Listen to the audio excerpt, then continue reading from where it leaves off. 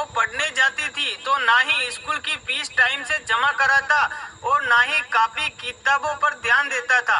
अक्सर दारू पीकर घर में कोहराम मचाता था। उस लड़की की माँ बहुत ही अच्छी, बहुत भोली भाली थी।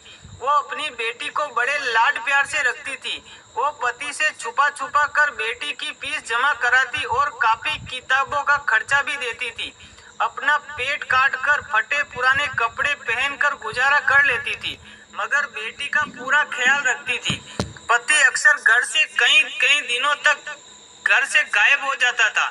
जितना कमाता था दारू में ही फूंक देता था। वक्त का पहिया घूमता गया। बेटी धीरे धीरे समझदार हो गई। 10वीं क्लास में उसका एडमिशन होना था।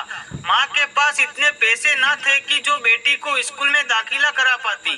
बेटी डरती डराती हुई पापा से बोली, पापा मैं पढ़ना चाहती हूँ, मेरा हाई स्कूल में एडमिशन करा दीजिए।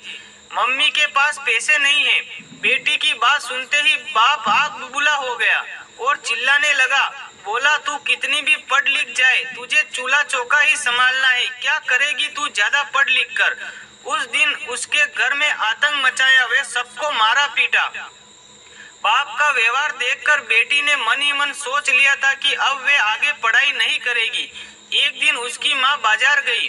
बेटी ने पूछा, माँ कहाँ गई थी? माँ ने उसकी बात को अनसुना करते हुए कहा, बेटी कल मैं तुम्हारे स्कूल में दाखिला कराऊंगी।